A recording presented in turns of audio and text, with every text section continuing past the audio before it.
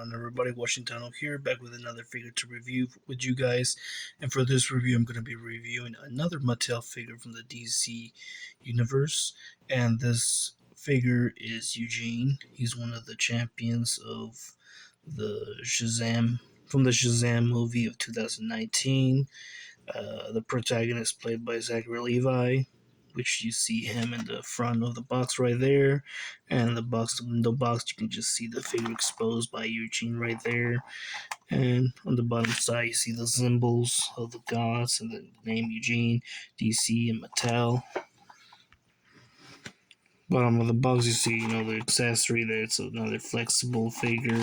There's a promotional picture of the character, and also the other characters are also available, all six of them. There were originally seven champions, but in the movie there are six, and obviously they're just going to be explained in the sequel. The bottom of the box, you see the barcode, Mattel, and DC. So let's get this guy up and have a closer look at him. Okay, here we have the figure, and we can start off with a measurement tape.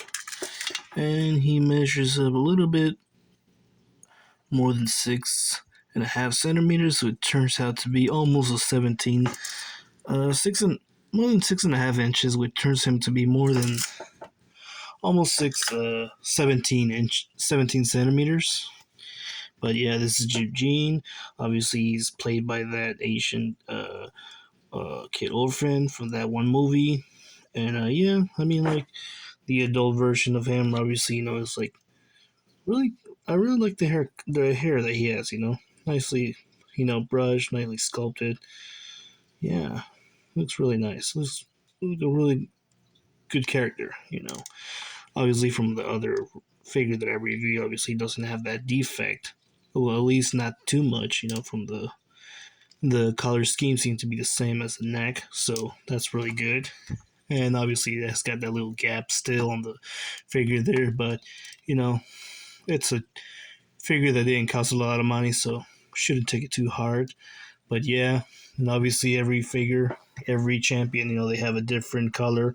Their suit is the same, just different color, with a symbol, with the Shazam symbol right there. And the cape is different. Obviously, it's got like a hoodie right here, it's just like molded. It'd be nice if you can just put it on his head. If the cape was fabric, it would have been nice, but it's just a really rubber plastic. And obviously, with the letters down there by DC Comics and Mattel, really nice. I really like the sculpting too. It's really got that really nice detail. And obviously, it's got those muscular sculpting arms. They're not like really bubbly arms, but it's really nice, nicely sculpted. I really like it. Obviously, with two gripping hands too as well, and the gauntlets are really nicely sculpted too, nicely painted, along with the belt down by the knees. He's got the Shazam spark right there. With the boots. Really nice, really nicely painted. And obviously, he's got those pec holes too as well. And the face, yeah, I'd say it's pretty accurate. Pretty accurate the way I was sculpted, it's really nice. You know, I'm glad it didn't have the same defect on the neck as the other figure, but it does have this little gap. But yeah, it's not too much of a big deal. And obviously the cape is glued to its back too, so you can't really stretch it out too much. And it's a really short cape, so I mean it's not something to worry about. Other DC characters have longer cape, and it's like, yeah, it should be like I don't know, maybe like a little big deal because maybe it's like down on the feet and like maybe a little hard to like pose them or get them to stand. But that's why they got the pecals and have a base stand. So yeah, it's really nice. For the accessories, we obviously got one of those little animals right here, or maybe I guess it's one of those demons that fight with the champions. Obviously it's a really flexible, rubbery kind of guy. And obviously you can stretch it like a slingshot, and it doesn't stick on the walls or anything. So, but yeah, and it's a different one than the one we got last time. This one's a yellow one. That looks like a probably like a monkey that's crawling on his feet and hands. And I don't know what the heck is this right here. Probably like a trunk. I don't know, like an elephant trunk. Huh, really weird. It's really hard to describe these things, because they're not. They're just one color, and the sculpting, it's not the right, really shiny too. But we don't see a lot of it. But yeah, that's about it. And for the articulation, obviously Eugene, he has his head on the ball peg, so you can turn it left and right, hinge it up and down, very limited, almost nothing. But he's got the good extension on the arms, which is great. Get that full rotation 360, no limitation because no shoulder pads, and the cape doesn't get in the way, which is good. He's got those hinge on the elbows, and he's got the swivel as well. He's got the swivel on the wrist, and also that hinge too. Just nice.